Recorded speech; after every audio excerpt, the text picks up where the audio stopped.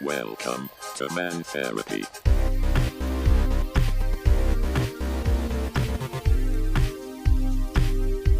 Man Therapy.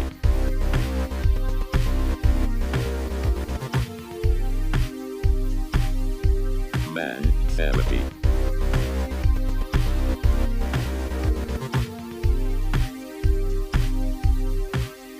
Welcome to Man Therapy, a new podcast with four longtime friends talking about life, current events, and everything in between. Full discretion, we are not real therapists, but we suspect most therapists only wish they were us. We're just four guys with different opinions that still manage to love each other no matter our differences. The act of sharing a burden, fostering laughter, and lending an ear to a brother is the basis and foundation of what we call Man Therapy. So throw another log on the fire, oil up your beard. If you have one, grab a beverage of choice and relax. We welcome you to the Man Therapy Podcast.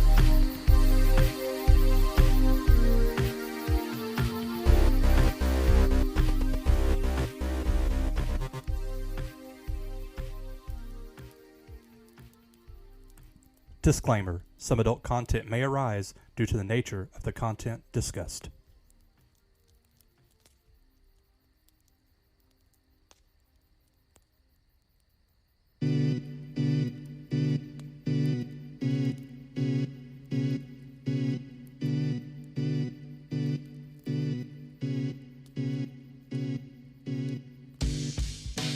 Here at Man Therapy, we kind of had the discussion of what was our angle for this podcast. How did we want it to be different in looking at the Ghislaine Maxwell situation?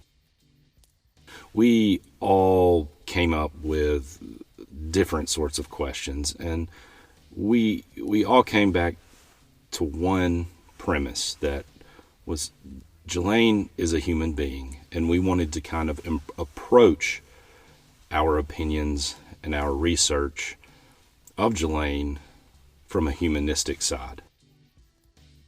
So that being said, we want to set aside her accusations, the many horrible things that she's been accused of, and sort of look at her history. What made Ghislaine Ghislaine?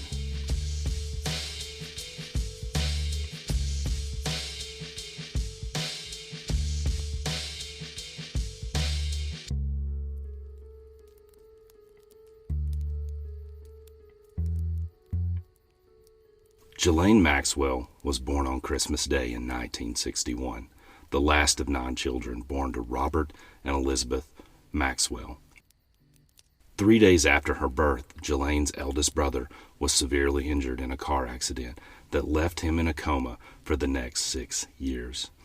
As expected, this brought great grief on the Maxwell family, and according to John Preston, author of Fall, The Mystery of Robert Maxwell, this was a time when the family dynamic started to break.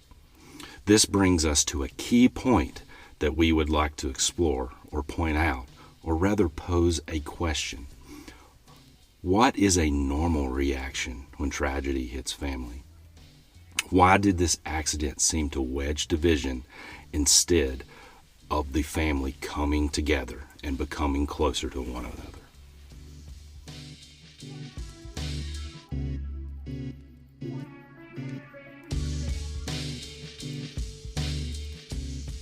For the first 3 to 4 years of Ghislaine's life, quote, she was basically ignored, her brother Ian told Preston.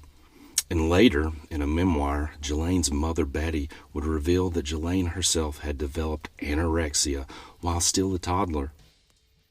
It was not until Ghislaine confronted her parents around the age of 3 or 4 in a scene where Ghislaine was described by Preston to have stamped her foot and said, "Mommy, I exist." This exchange brought forth guilt in her father Robert, and he began giving her more attention by showering her with gifts. And this was the beginning of what many describe as the moment Ghislaine became her father's favorite daughter. Ghislaine grew older, spending most of her time in a 53-room mansion called Headington Hill Hall in Oxford. She would soon attend Balliol College in Oxford and would learn to speak 4 languages. This would be a key characteristic or a key achievement that she would have, that Epstein would be attracted to.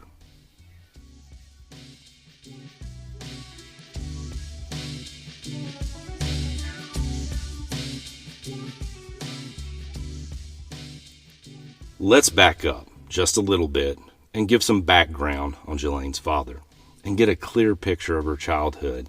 In short, Ghislaine's father, Robert Maxwell, was a media mogul crook with close ties to foreign intelligence, according to Martin Dillon, author of The Assassination of Robert Maxwell, Israel's Super Spy. Robert demanded obedience from his kids and expected that obedience to have access to his money, his plane, and anything else he provided. Robert repeatedly cheated on his wife Betty and reportedly told a lover at one point that he didn't even like his children. His wife Betty revealed after he died, quote, Bob would shout and threaten and rant at the children until they were reduced to pulp. Robert was a narcissist with a power complex. In a rather revealing quote in a BBC interview, Robert was asked, "Is there a trick to being rich?" And he responded, "No. There is no trick other than hard work, creativity, care, and recognizing that duty is more important than love." And from what else we found, this is what he tried to teach his children. In 1991, Robert died after mysteriously falling off his yacht out to sea. It was believed he had had a heart attack, but Ghislaine, along with others, would protest that he was murdered. Days after Robert's death, it was revealed he had been stealing millions from the pension funds of his employees at the Daily Mirror, and various other businesses, and that he had been planned to be arrested by the British police.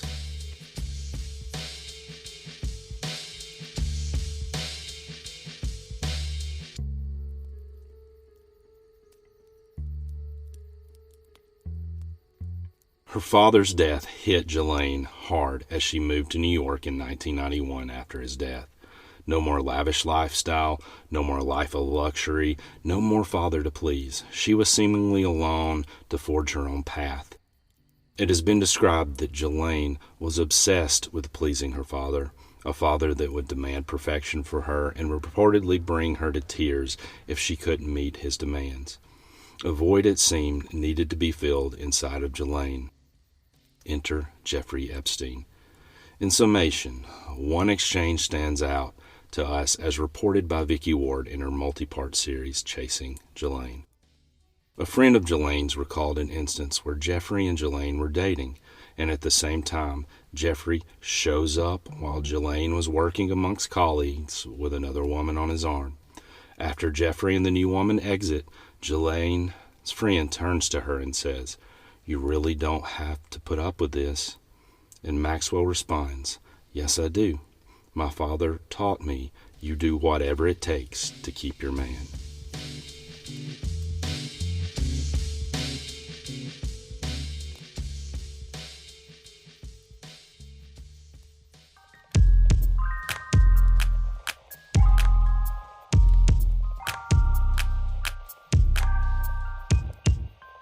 So now that we know a little bit more about the Ghislaine Maxwell trial, a little bit about her life, and a little bit about what led up to that, we're going to share a little more of kind of our own personal stories instead of just facts about the case. So part of Man Therapy is Mike. Mike has been a counselor in the past and kind of thinking and looking at it through an eyes of a counselor.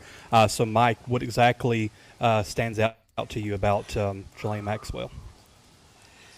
Well, I mean, the whole thing with Ghislaine was, for me, is would Ghislaine have been the monster that she ended up being had she never met Epstein?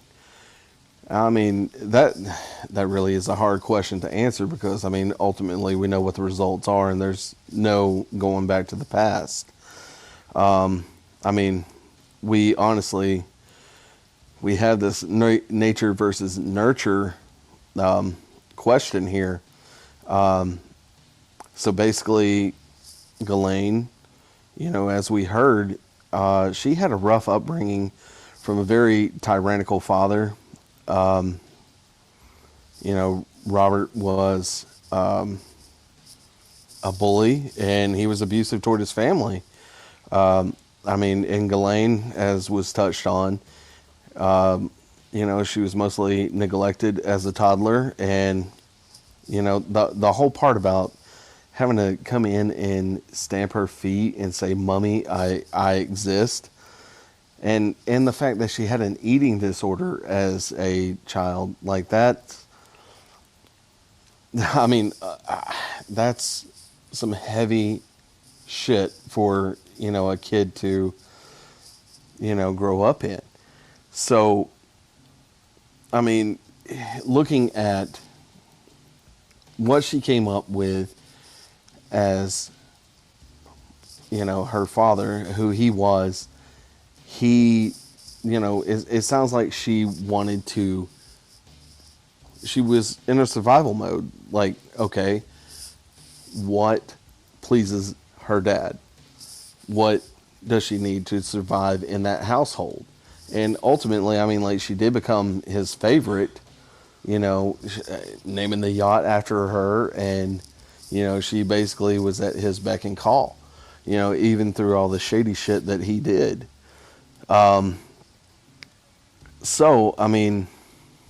There's this whole idea of she's pleasing a very tyrannical, father figure, and then he passes away, whether that was through suicide or an accident, or he was killed. Who knows exactly what happened there? Only God and Robert Maxwell know what happened, really. And if anyone else was involved, they would know too. But there's several people that also would say that, that didn't happen.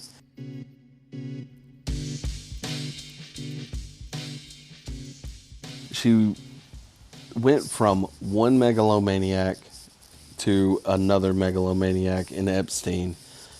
She just,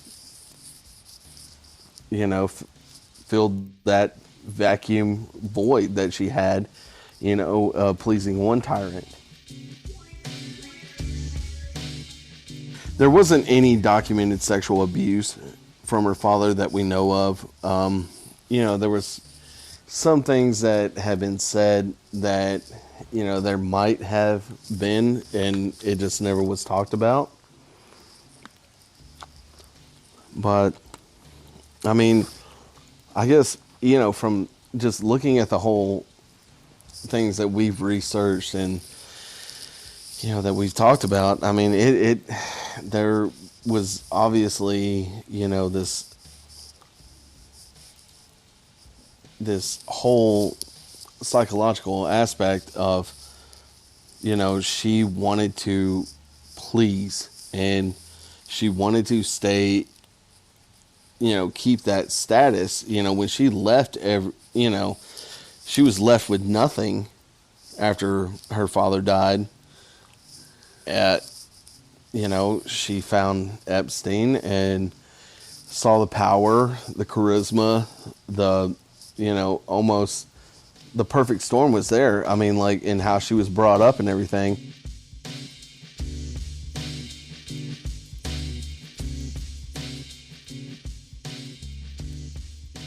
Had she never met Epstein, there's no telling, there's no way of knowing whether or not she would have been some sort of procurer of young teenage girls. But, she was still very much damaged. She, needed some counseling. She needed some help, and, it wasn't there. And, I don't know, if she even attempted, to, try to figure out, what may have been missing in, her bringing up as a child.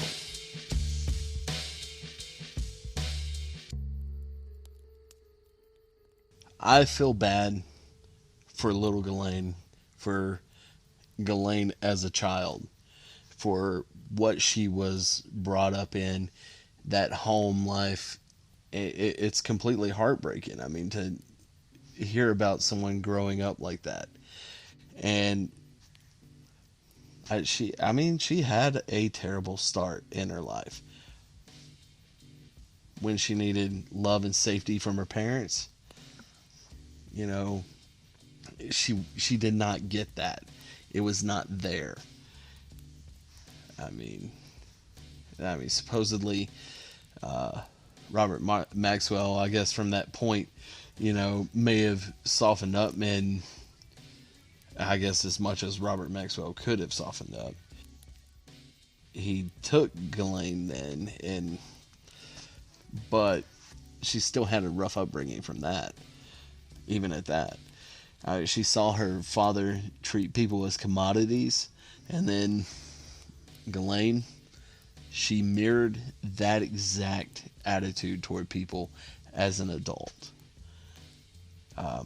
And I guess that brings me to my final thoughts on this subject, is that, yeah, I may feel bad for Ghislaine in the way she grew up,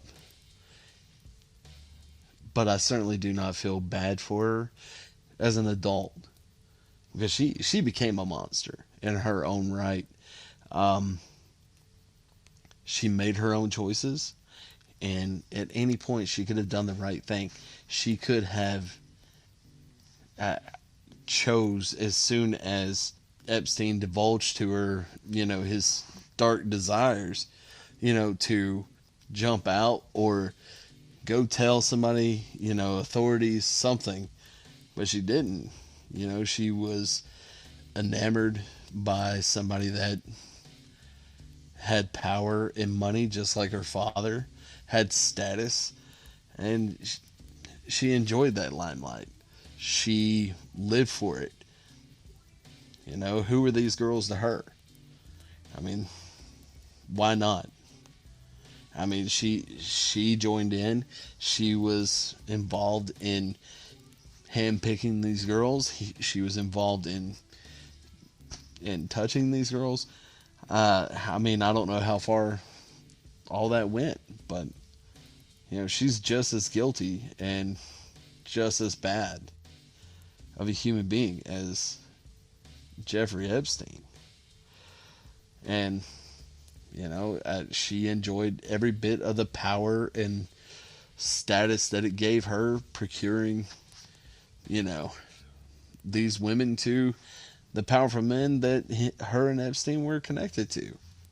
So I don't think that everyone is irredeemable, but I mean, like, she's about as far as it gets.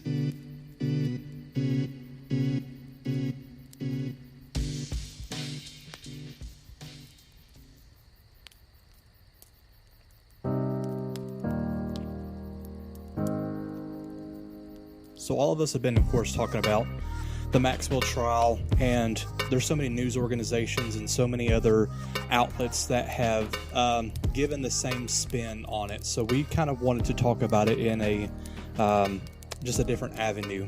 And going along with that is also, we share our opinions here. We talk about, how things have happened in our own life and how maybe those shape our opinions. And the reason why we have been talking along the lines of more of, I guess you would say, showing more of a human side, trying to humanize her a little bit. I want to make it very clear. The things that are coming forward about her, if they are true, I hope she gets sentenced to the max, whatever that max shall be, and her guilt should stay on her for the rest of her life. She gets the death penalty. It kind of is what it is about all the things that she is alleged to have done. But we also know that innocent until proven guilty. let's make sure we go about it the correct steps. And again, if she is guilty, if everything is found to be true and all these allegations are true, then she gets what she gets. But then also talking about her as a human side, what made her maybe get to this point. We wanted to kind of share some stuff. People in this man therapy group have been counselors and have helped, hundreds of people throughout their lives. And then also some of us have kind of dealt with being in the same sphere of really hurt people doing really interesting things, I guess you could say. So a little bit about my story and how maybe this ties into kind of how a victim mentality thinks and how it maybe progressed into their adulthood. So when I was in my young teenage years, I didn't always have the greatest of childhoods. And my mom actually gave me, technically, I guess I was a ward of the state for about a 5-month period. And I was what they call ungovernable, and technically you got sent to a boot camp. And more specifically, it was called A-tension. There's A-tension, detention, and boot camp. And it was held in Anniston, Alabama, I believe is where it was held. So while I was there, it's, you have to go to counseling sessions, and there's a therapist, and there are, of course, people who are paid by the state to try to fix or figure out what is troubling these young troubled teens. And I was there with people who had, broken into houses, who have, robbed a gas station at 13, people who were just reckless, and I guess you'd say ungovernable is the term that they would put on us. So again, how this ties into the Maxwell trial, while I was there, of course, you meet other kids who are there as well. And you do spend a lot of time by yourself and, in your rooms and doing different kind of chores to kind of, I guess, show you how to be disciplined in things. But you also do have some rec time and spending time with other kids. And you also have therapy sessions with kind of everybody in the group from like one time every single week. So while there, I met a young lady, and I'm not going to use her real name because, of course, we were underage and things of that nature. We'll just call her Mary. So while there, I met Mary, and there were some kids that you could tell that were really troubled, people who would just lash out, violence, throw things, have knives in their hands.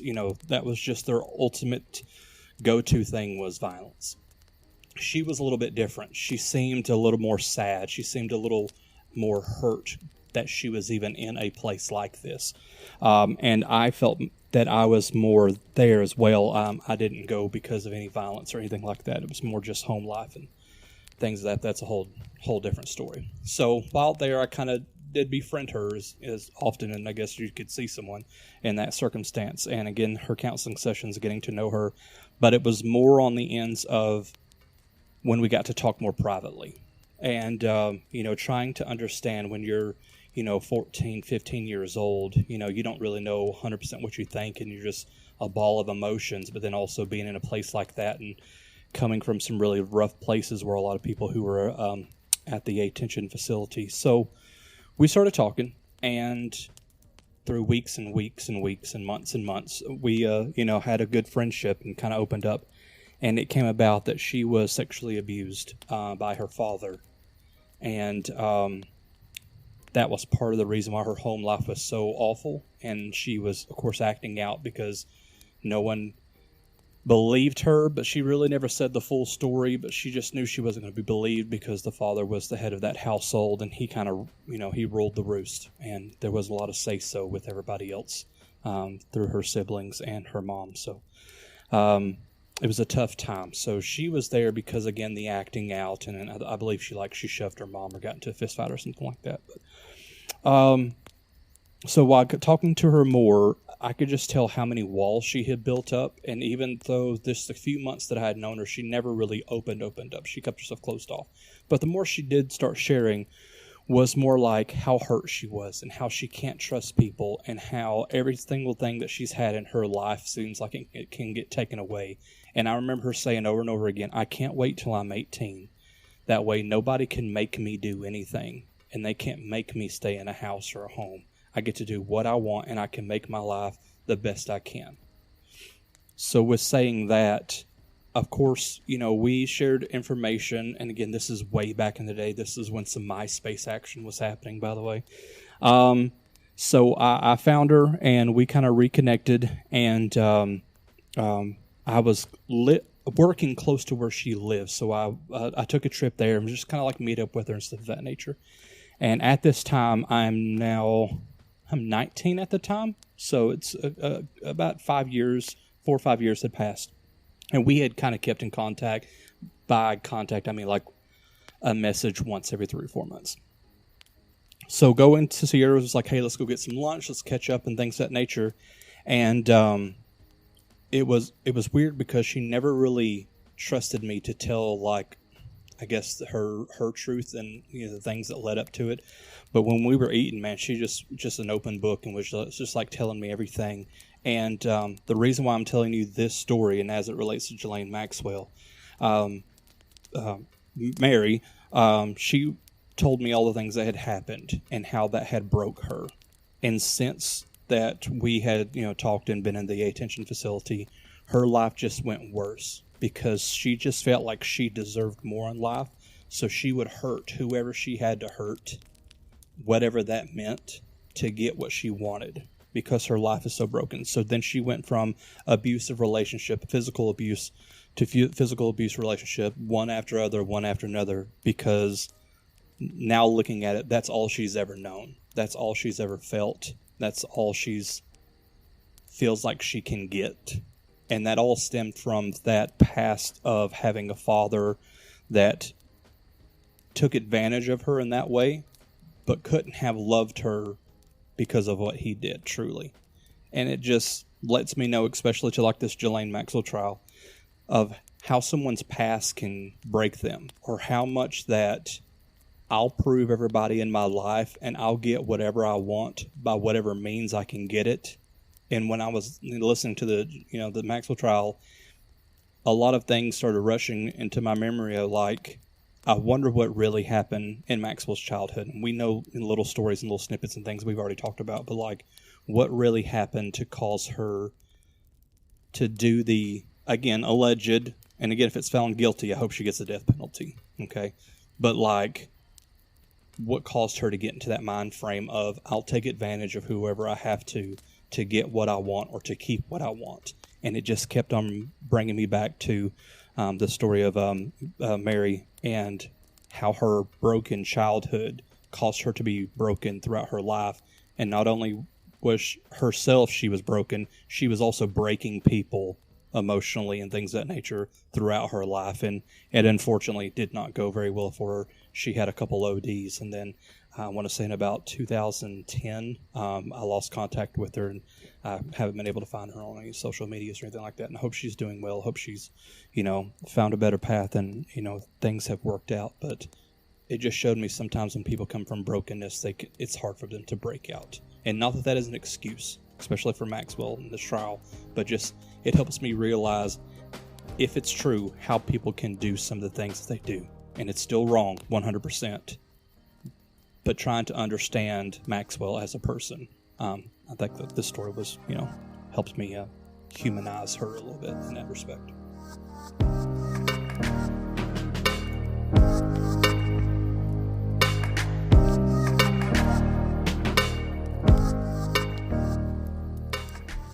And that's going to do it for the Men Therapy Podcast.